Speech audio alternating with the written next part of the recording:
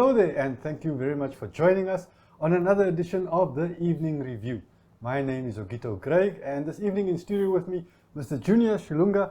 He's the Secretary General of NANU, the Nurses Union of Namibia. How are you, sir? Yes, good evening, my brother. We are doing well. Excellent, excellent. For a little bit of context, would you tell us a little bit about NANU, the union? Yes, NANU, Namibia Nurses Union, is a labor movement established in terms of the Labor Act of Namibia, and we are there to defend the rights of nurses across the country. Yes.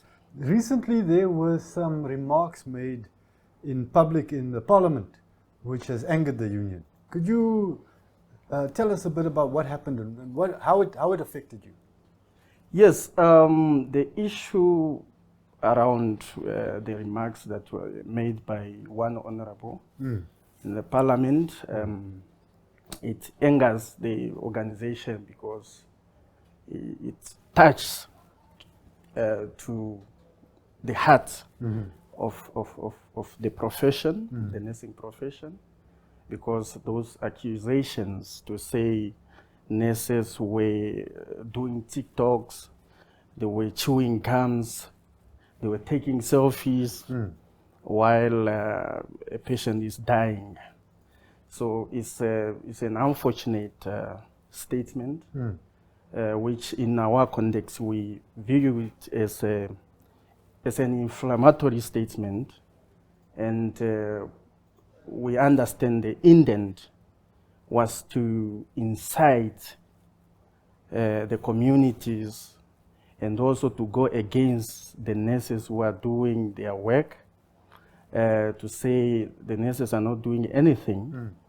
They just go to work to go do TikToks and take selfies. So such statements are not really good.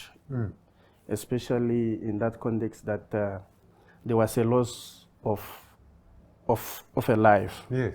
So we didn't take it lightly. Yeah. Hence we responded to, and we demanded a retraction and the apology from the honorable member. You'd have to admit, sir, that the politician in this case is not the only Namibian who has ever felt that way about service received from nurses. For those Namibians who have that perception, how would you counter it? How would you explain what is it that they don't understand about the nursing profession? What expectation is unreasonable? Yes, as you are saying that there might be quotas of Namibians who feel they are not really getting the service that they are expecting, and we understand. But we don't want that trust and the confidence between the communities and the healthcare professionals to be broken. It's already eroding, but we need to guard that trust and the confidence, because the public will always get the service from the public health services. And who are there? They are nurses. So if we start to fight each other, how are we going to work together? Yes. And healthcare service is a unique service, because it's where we need to trust each other. Because you are coming to me with your, as vulnerable as you are, to seek service from me, to seek the healing. So imagine if you are coming to me with that perception that even if I'm going to that hospital, I'm still going to die. Yes. Even if I'm getting those medications, I know I'm not going to be healed. Yes. So we need to guard and to make sure that we protect the confidence and the trust between the nurses, up to say the healthcare professionals, and the society. Okay. We can't afford to be fighting each other. We need each other in this context. Yeah, no, definitely. I think for the relationship to work, it needs to be strong. But at the same time, we can't totally ignore the reality that is found on the ground. So let's start with the public. How do you think the public can change in order to try and get a better outcome from this relationship between nurses and patients? One thing I can tell now publicly is to say the public need to understand that nurses are also working under pressure. There's a shortage of medications. There's a shortage of medical equipment. Even if you go there now, if you try to visit the hospitals and you see the conditions where nurses are operating from. Some rooms there is no ventilation. The nurse has been sweating since the morning because there's no ventilation coming. There's no aircon. So when we are trying to fight everything without considering these people who are also on the ground. Mind you, nurses are also having emotion. And so we don't need to create that unnecessary animosity. And I'm saying, I'm not saying there are no cases whereby nurses maybe they were rude. I'm not disputing that. There might be cases where there were mistreatment, but those cases must be dealt in isolation. We must deal with those people as an individual. We can't paint a picture to say the nurses are rude, the nurses are chewing gums, nurses are taking selfies. Nurses are there on the ground, sometimes sacrificing their time, sacrificing their energy with limited resources at their disposal. So we need each other, and we need to respect each other. And what I have observed now, there is a deliberate incitement of community to go against the healthcare workers, in particular the nurses. I don't know how people perceive to say when you are going to the hospital, it's just nurses. There are a lot of professions that are working together with nurses. But everything bad about the hospital, it must be the nurses who are creating that thing. So I was honestly disappointed, and also the reports that we are getting within different regions that even political leaders like governors, we are getting reports that they are also there using tribal remarks to incite the communities. So we have those evidence, and we are going to take a step with the right officers so that these people can be dealt with. So we can't have political appointed leaders who are creating mobs against the healthcare professionals. Yes. Let's revisit something you said now, which was that cases should be dealt with individually. But it's not always so easy to do that, is it? I mean, if you are a patient, there's not a lot of opportunity for you suffering your injury or your sickness to get details like what the specific nurse's name is, how to identify, even in terms of the support you might have there. Maybe your family member brought you to the healthcare facility, but generally they are left outside to wait while you are undergoing your procedure. So how possible on a practical level is it actually for the member of public who encounters a situation which is unfortunate to hold the individual responsible? Yeah, no, is it not impossible? Are you not talking about just in theory the cases should be dealt with individually. But in practice, that is not really. No, How do we do it? No, practically it is doable. How? It's a perception. That's why I'm saying this is a perception. How will you feel, a journalist, an individual journalist, from your newsroom, committed a crime, and now it will be taken out, blown out there that Namibian Sun journalists are misbehaving, while we have individual journalists who are committed to their work, doing everything in line with their journalism ethics. How will that entity feel? And that's why I'm saying it's a wrong perception that is planted within the society to say, let's generalize, let's deal with the whole hospital.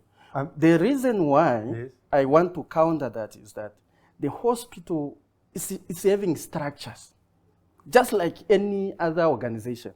There is a senior person, and there are also channels of communication. So if you feel that there was a disservice done to you, there is a process. You came in this department, you identify that individual, you report that individual. That is the only way we can be able to address issues. Because the moment you generalize, now it becomes a problem. Now, who are we going to deal with? You see, what I'm saying is there's a fundamental difference, because as a journalist, my name is there on the story. I am easily identifiable. What I'm asking you is... But how did your name get identified? It's right there. It's written right there with the story. No. It's out in the public. It is repeated all the time. It's easy to find my name and to hold me accountable. But in the nurses are also having the name tags. They are well identified. You can even identify a person by a general description. Yes.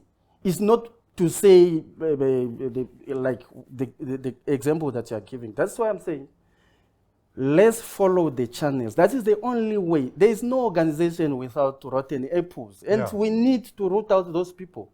We can't generalize. We can't like paint a black picture on an organization that is. There are people there, there are nurses, there are doctors there, good doctors, who are sacrificing their time on the feet every time. But they are not recognized because now everyone is leveled the same. They are bad, they are not giving proper service, they are rude, they are insulting patients. And that is a problem that we are creating in a society. Mr. Shilunga, we're going to have to leave it there for a moment. We're just going to take an ad break, but we'll be right back. Thank you.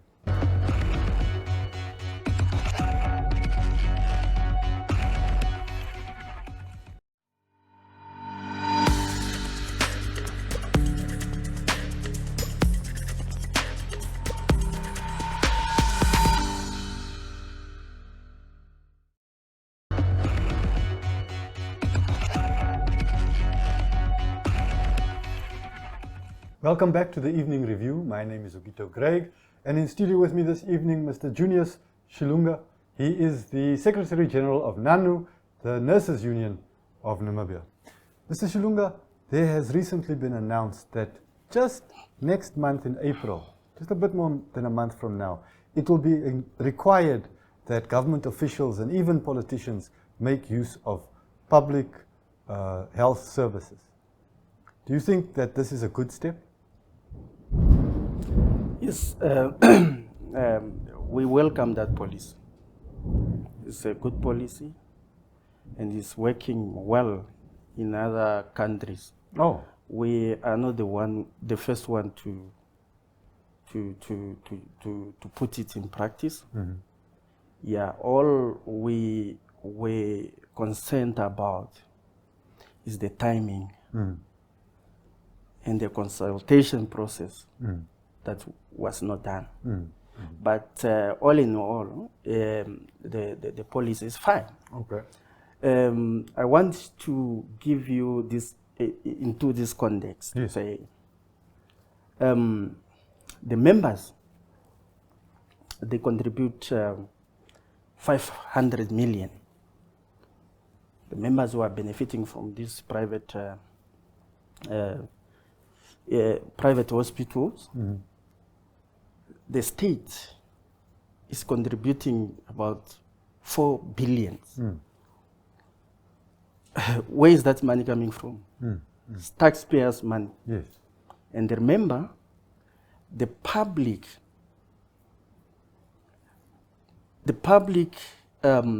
health system, Yes. they cater for 80% of our population. Yes. So this 20% is the one now, the elites who are benefiting from there, Yeah. those billions. But those billions are from these people who are going to state. Yes. Yes. It's for these kapana vendors Yes. who are buying bread and they are being taxed. Yes. Yes. So how do you explain that thing? Yeah. Yeah. And what does the government get in return from that huge money that they are pumping in that private sector? Okay. Tell me, your members, the nurses, are you ready for the influx of patients and all those government employees who will now be making use of your facilities? Yeah, it's also a concern, but we are urging the government also to fast track the process of recruiting more, Yeah. and also procuring more equipment, Okay. so that it will not create a burden. Okay. We know the government is capable, Yeah. and we hope Yeah. that with this policy to be implemented, Yeah. most of the things will be changed, because now the lawmakers are coming to join the queues, Yeah. those long queues. Well, no. It was said by the Minister of Health that ED, for instance, cannot afford to stand in the queue for 6 hours. So a separate facility will be created for the elites. ED. Yeah. So some people will be too important. And now, instead of having just 2 tiers, private and public, within public, effectively, there will be 2 tiers. Public with money and public without. Yes. So in that case, will it solve anything? Will it change No, it will solve. things? Will it make things better for the public without money? It will solve. It will solve. Why do you think? Let me tell you. Let me give you this scenario. It's a practical thing. You see, every week, the district hospitals are sending thousands of patients to Windhoek. Yeah. Why? Because the hospitals in the district are not capacitated. Yes. So, look, the government was supposed to at least decongest Windhoek by building, let's say, a hospital, a referral hospital in Ochivarongo, for example. The money was allocated, it was about 900 million. The fence, the land was given, the fence is elected. But these guys, because they are not experiencing that first-hand information, they cannot even support the budget. Yeah. So for me, at this point, whether they are going to be in a separate queue, I know the service will be the same. If you are in I know you can't have a separate pharmacy which is well equipped for the elites while the public is suffering without medication. We can't have that. Or we won't. I mean, we can if we decide. No, we are not going to allow it. Oh. We are not going to allow it. Okay. So everyone who is going to receive the state service, it must. And we are talking about universal health coverage. Yes, yes. And one component about universal health coverage is equity. Yes. So how are you going to balance the two if you are talking about equity and we are still creating another elitism? But the argument is that some people's time is more important because they make decisions that affect everybody. So they can't wait in line the same like you or I. And it's more harmful to the country if they get sick than if you get sick or I get sick. So they need their medicine. So there are first. There are people who are more important than others. Is that what you are saying? Well, it seems that whose life is more precious than others. This is the system that we are bringing Are you saying a teacher who is standing in the queue is not important to the kids who were supposed to be taught at that moment? I'm just because it is the ED. I'm just airing the argument that has been put forward for the reason why not everybody is going to be made to stand in the same queue. No, we are not going. And one thing about the healthcare professionals, yes, they took an oath, and that in that oath is to say we are going to treat everyone equally, yes, regardless of their social status, political status, economical status, yes, race, creed, everything. We view you as a patient, and every patient must be treated equally. The only time we take you from the queue is when we see that your condition needs emergency. That is what we call triage. Yes. We have to triage and make sure. But that thing of saying, no, this one is, his time is more important, this one is, we don't work like that.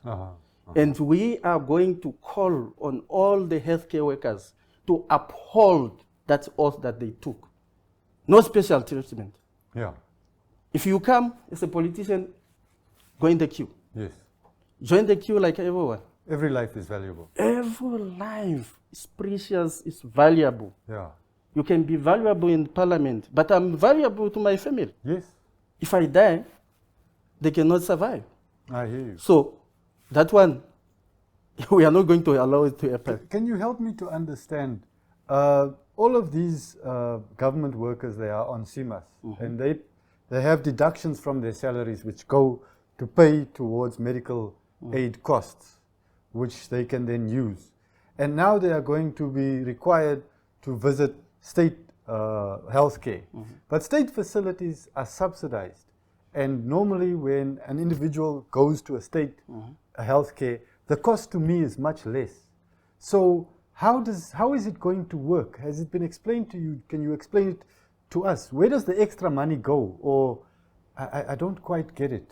Those are administrative issues, and as I said, we were not really consulted deeply in that thing, so it might be difficult for me to explain. Okay. What we are saying is we are supporting the policy that is going to be implemented, and we want it to be implemented fully and to be supported by everyone. And also the government must not just give us something that give us a false hope. Yeah. We want serious investment. Yes. Yeah. Yes. Because I know it did not start last month. It is a process that I think the government has been undertaking, and they did their research. So they must not fail us in this regard. Tell me, some of your members must be senior in their own organizations, and also they'll have medical aid. Will they also be willing to go to these same public services that everybody goes to, even your seniors? No, it's a matter of individual can have different opinions. Yes. Individual, how you feel about. But like, as I said, I doubt if there is a healthcare worker who will be against this policy. Yeah, because we know this public health sector was neglected because this elite, the lawmakers, were not feeling the pinch. Yes. And the burden was more on the healthcare workers. Yes. You have to stretch yourself. There are no equipment, there are no medication. And it also takes a toll on your mental health. Yes. It's because you see that this patient was supposed to be treated with this medication. Could this medication be here? This patient's lives could be saved properly and timely. Yes. But because those medications are not there, this patient unfortunately has to lose his or her life. Yes. So I doubt if there is any healthcare worker who will be really against. I know we have different understanding and opinion. Yeah. And it's a democratic state. Yes, We can define, and it's also part of how we grow as a society. Yes, yes. So we need to engage more. Excellent. Mr. Shilunga, we've only got 1 minute left. Is there any specific message you would leave our viewership with? No, for me, it's just a simple call to the healthcare workers that they have taken an oath. An oath, yes. They must uphold that oath. No special treatment. Every life is precious. Every life is very important. Yes. So let's do our work, and let's treat our patients with compassion and with all the love. Thank you very much. You're welcome. And thank you very much for joining us on the Evening Review. Join us again tomorrow evening. For now, good night.